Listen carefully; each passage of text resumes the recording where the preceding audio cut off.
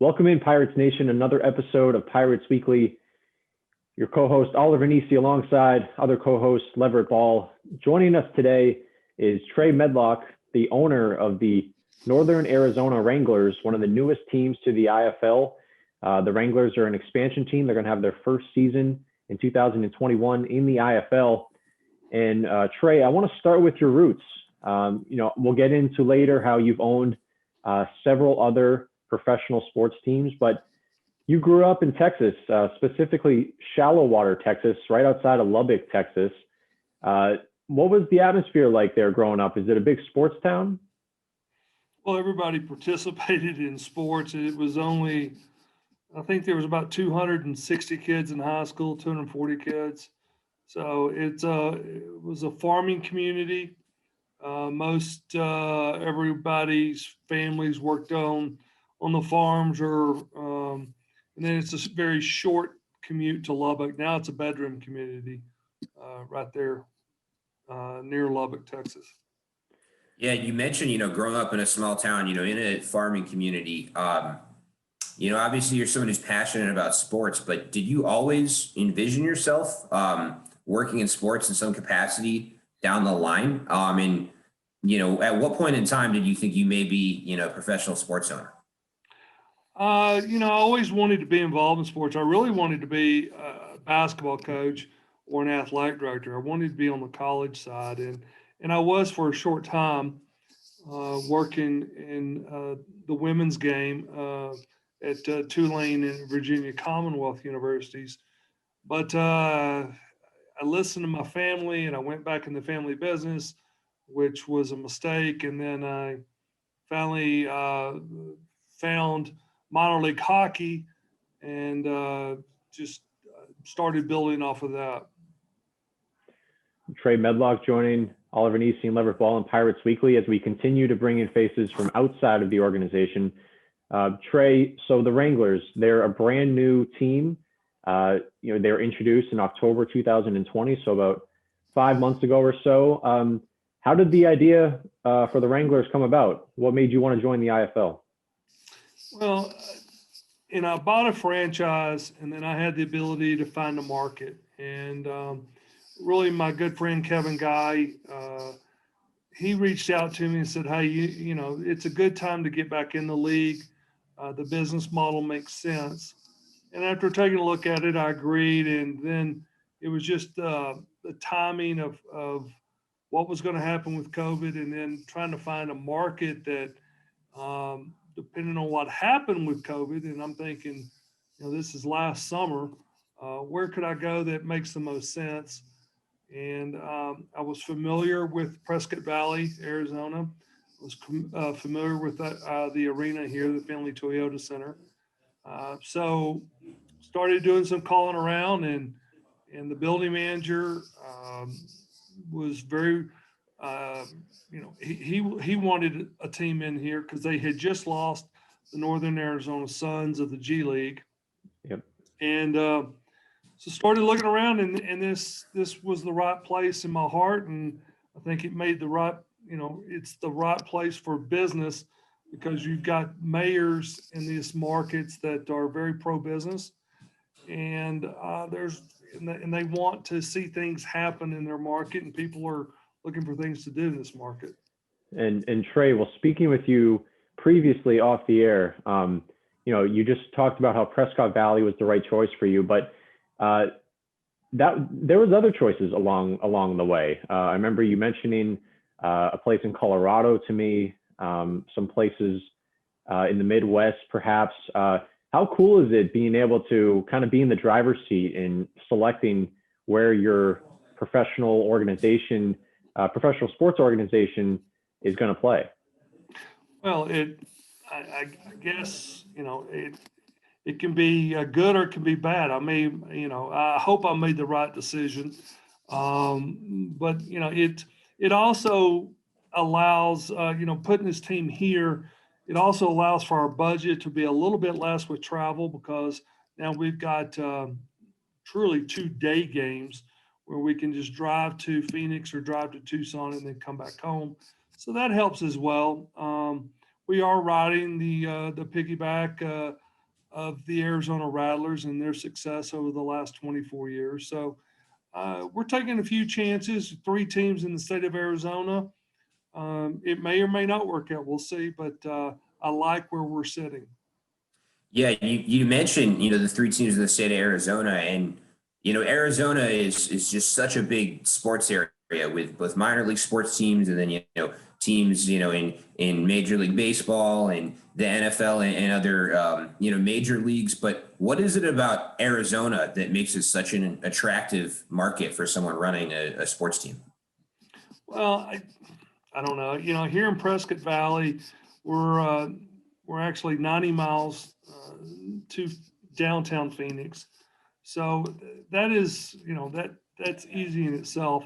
But this is a community, 150,000 people up here that they're looking for things to do, and they don't want to always go down to Phoenix for a sporting event. And the Arizona Sun Dogs of the LCHL, they were successful here for a number of years. And then when the CHL kind of fell apart, it hurt this market because the ECHL didn't find this market attractive geographically. But, for us, football-wise, I think it is geographically a good place, putting us next to these 2 teams. Hopefully next year we'll get Oakland and San Diego back in the league. So logistically, I like where we sit here.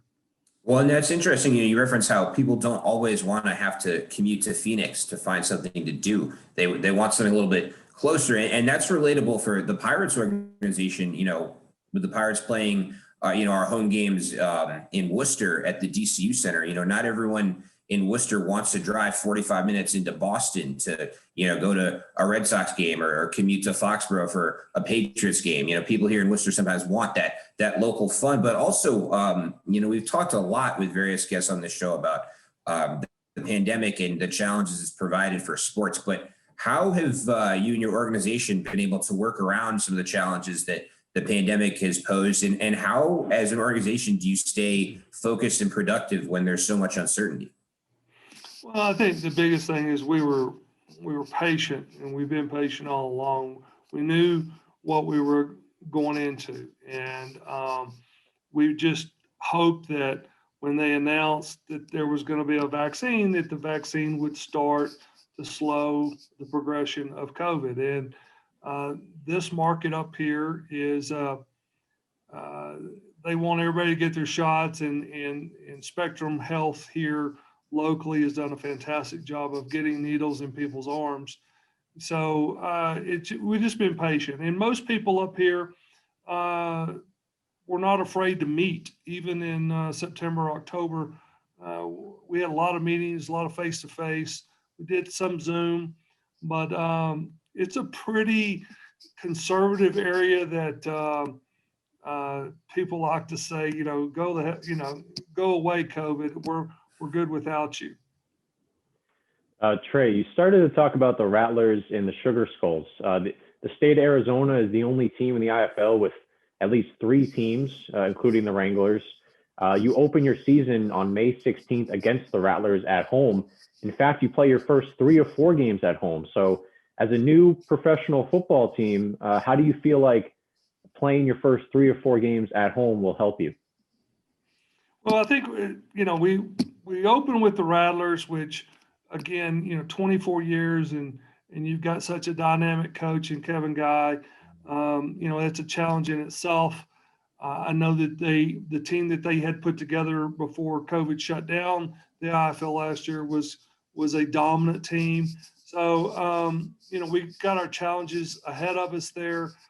Then we go on the road, we go to Bismarck, and, we'll see where we line up there, and then get a week off for, I think, Labor Day. And then we get, I guess, 2 home games with Spokane and with Tucson. So, hey, none of these teams are going to be easy. None of these teams are going to be on paper right now. They all look great. Now, who knows what happens with COVID? Who knows what happens with injuries, which we all have to plan for. So We're excited. I mean, it is fun that we get to host Arizona the first game. Maybe we don't, maybe sometimes we'd look back and go, maybe we don't want that, but hey, our fans, this is what they wanted. And this is, that's what we're going to provide them. First game.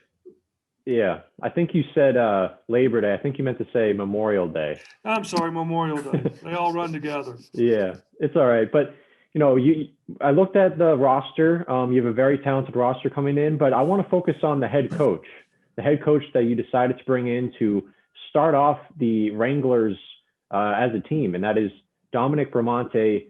He recently coached the Duke City Gladiators, who are also now in the IFL, but he coached them back when they were in the CIF, led them to back-to-back championship seasons. How's your relationship been with Bramante so far, and how is he fitting in? Our relationship is very professional and also very, we're friends. Dominic is a very organized person. He's got a number of good assistants that have been with him for a number of years, especially when he was in Albuquerque. Dominic brings he's a very good football coach, and we know that from his past records. But what I liked about Dominic is his motivation. I think guys like to play for him. He's a Native American that brings a lot of passion, and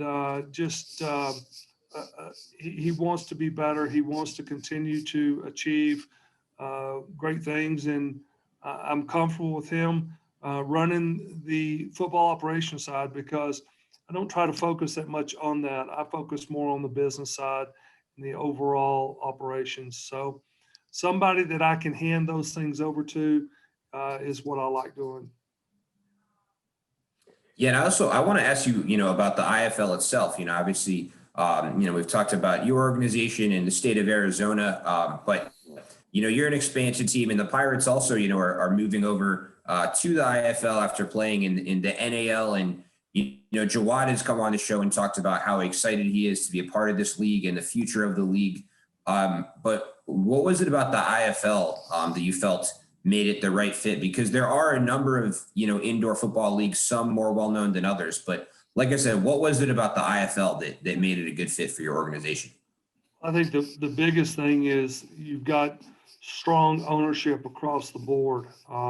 I can say that you don't have that in other leagues. You also don't have a good commissioner in other leagues where I feel like our commissioner, Todd Tyron, is he's been a player, he's been an owner, so he understands. And then thirdly, we've got a good business model. I've been in these leagues where the business models literally will not allow you to be successful. So I look at those three things: your ownership group, your commissioner, and your business model each time. And the IFL right now has all three of those things. And I think as ownership, they're all making good decisions and what's right for the league and what's right for the business of the league. And a lot of people getting this to only win. They don't care about the making money or at least breaking even. And I think this league is the reverse of that. Everybody wants to make good business decisions. You referenced before we started recording that you may be able to have 50% capacity in your arena at the start of the season. After such a weird experience, it's been in the world of sports with the pandemic. How excited are you to, have fans and kind of have that normal sports atmosphere and have people there, cheering the team on? I think it's very important, and I am excited. Right now, I guess if we ask the city and the building where we would be, we're at 50%, but May 16th, we really believe that we're going to be at 100%. Nobody knows right now because as these states start to open up, everything's going to change, and we feel very comfortable come May 16th that we will be at 100%. Actually, before logging on this on Twitter, I saw the Frisco Fighters Twitter account said that they're locked in for 100% fans for the season. They're going to start at 100%. Texas is right next door, pretty much in between New Mexico. Trey, but they're night and day. It's New Mexico is messed it all up. I mean, Texas is wide open. We're about 90% wide open. And then you got New Mexico, which is about 25%. It's difference in politics. Yeah. In leaders. Yeah. I mean, you probably know more about that than I do, or Leverett. But Trey, you started to talk about the ownership, and it's something that really drew you to come to the IFL. The IFL recently had an ownership meeting in January in Arizona. How did that go? And what's your relationship like with the other owners for the other 11 teams in the IFL this year? I think, the meetings were good. They were productive. That's what you hope to get out of those meetings. They tend to get monotonous and long, but if you're producing, then you're able to keep your attention, and that makes you feel good. The relationship with the other owners, I've known a number of the owners over the years. And so, I have some very strong relationships with some I'm just getting to know, but I feel like it's a good group of owners. And again, we're all shooting for the same results. And that's to be, you want to be competitive on the field, but most importantly, you want to be competitive trying to make money, or at least breaking even. Well, and how do you balance that? It's obviously important for the league, for the owners to get along well and work together. But obviously, professional sports is such a competitive business, and you want to outperform each other on the field. And obviously, as owners, you're having meetings together. It's not like with the players out there, physically pounding on each other. But how do you balance the competitive aspect of pro sports with, like you said, having that healthy, productive business relationship?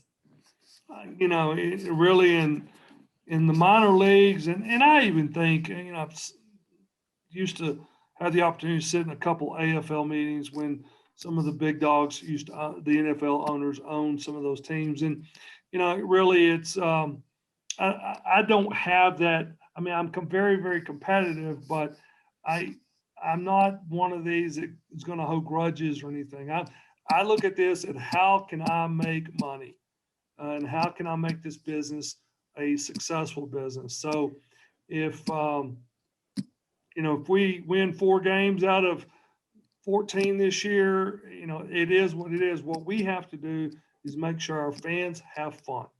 And I'm not, again, I turn over the football operations to our coaches, and I manage that budget for them, and just turn it, let them go to work. And hopefully we're successful. But again, you never know, especially this year, who's going to show up with an injury, who's going to show up with COVID, who knows? So it's, I'm not really focused on those things.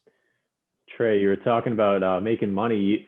You just sparked something in my head. You remind me of one of those sharks from Shark Tank. You're not going to go into a business, unless it works out for you financially. So I like the mentality that you bring.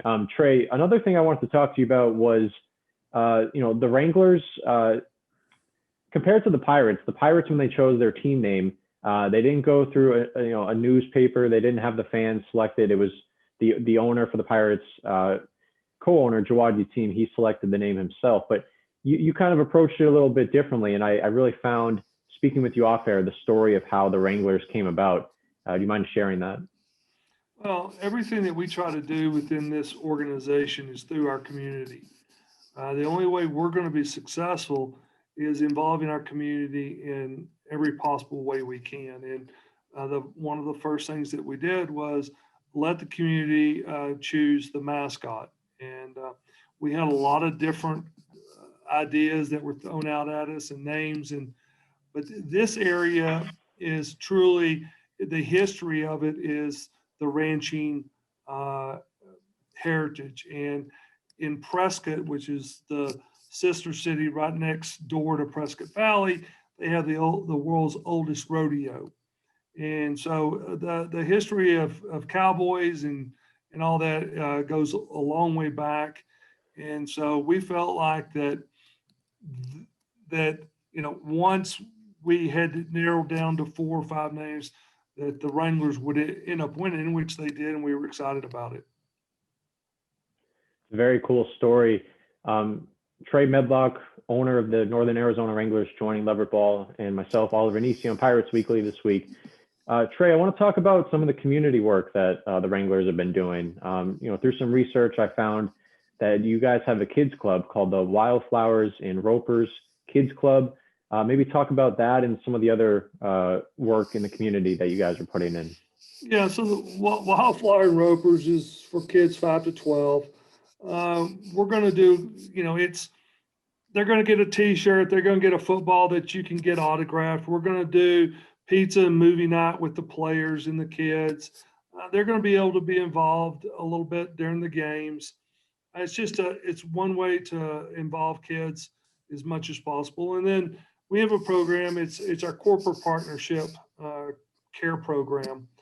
And what we do is we have businesses that buy blocks of season tickets, and it's usually in our end zone section.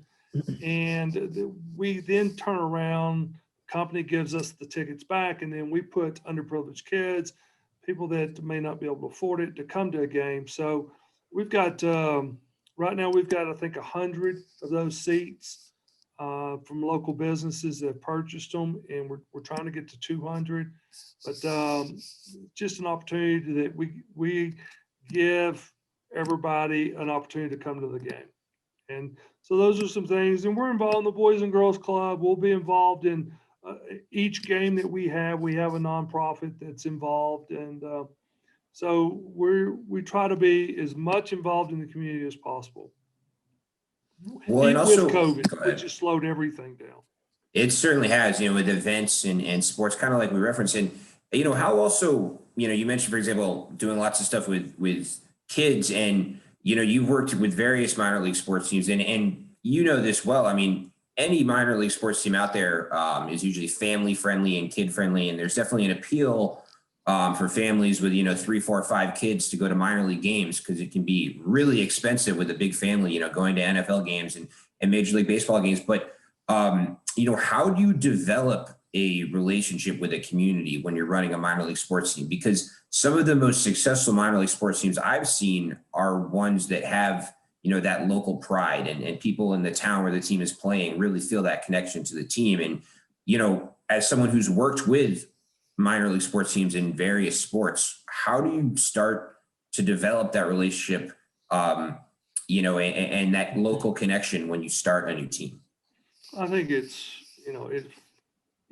letting them, first of all, letting them know that they're going to be included. And we started with the choice of the name, and we also let people vote on the mascot name, and then it's getting the mascot out. And this year's been extremely difficult because of COVID, but in most years we're in the community. We're speaking at the different Lions clubs in the chambers and the different business organizations. We're going into the elementary schools. We're going into the junior highs. Our mascot is going in there, and I think those are the big things. And then allowing our fans to just feel a part of the organization. So all of our season ticket holders, they'll be able to come meet the players for the first time, get to watch the players scrimmage, have pizza and a cold drink with the players. So it's that away. And then our biggest thing is we try to develop a camaraderie with the fans that they can hang their hat on with the Wranglers or whomever it is. We want them to be able to know that it's their team, and they can hang their hat and know that they have somebody to root for week in and week out. Yeah. So also, I want to ask you again. As I referenced, you worked with various minor league sports, and some guys in minor league sports, play at that level and they retire, but there are some guys who advance to the highest levels. And how is the IFL helpful in maybe developing some guys who were overlooked in the NFL draft but may eventually go on to play at that level? Well, the IFL right now is giving guys an opportunity to develop film that they can then pass on to a CFL or an NFL team. It is a very different game. I think our league really is closer. The indoor game is really closer to the CFL than it is to the NFL by the way the motion is done and some of those other things offensively. But, I'm all in favor of these young guys. I hope that these young guys come in with the right mentality and they try to develop the film. And look, if we get some guys that can jump to the CFL, the NFL, I think it's great for the league. I think it's great for the coaches, and will continue to open up doors for other guys that don't, like you said, get drafted into the NFL. The older guys that are coming down out of the NFL, I know they still got the drive and they still have the heart, but sometimes, I know we got to have some veterans because you just can't. It's hard to start from scratch every year. But personally, for me, I like the young guys in their drive to get to the next level. So Trey, I'll wrap it up with this question, and then we'll let you go. You're 3 hours behind us in Arizona. So for you, it's the morning. You got a whole day ahead of you. Thank you again for taking some time. But I want to ask you one more question to wrap it up, and it has to do with the Pirates. The Pirates, their second to last game of the season, they're actually their final road game. We come to play you. The Pirates travel to Prescott Valley to play at the Findlay Toyota Center. What should Pirates fans watching the game on YouTube or on NESN, which is a national sports broadcasting cable station in New England, what should Pirates fans and personnel expect when the Pirates come to play in your home arena?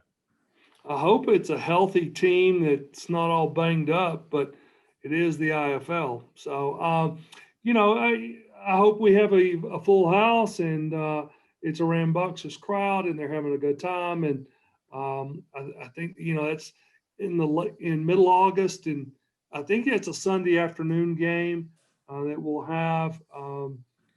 School's going to be just getting back in, so I think we're doing a big deal for all the educators that game. But should be fun. It'll be plenty hot outside, so we'll be glad that we're indoors, and hopefully it'll be a competitive game and everybody is healthy. But we'll wait and see. So you're hoping it's a competitive game, not a blowout for your team. You hope it's close till the end. Let's just hope it's a competitive game is the way I like to look at them.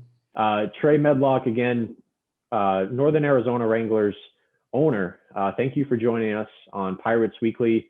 It was a blast talking to you, and good luck as training camp is about to open up, and good luck that first game against the Rattlers at home, and we'll talk soon.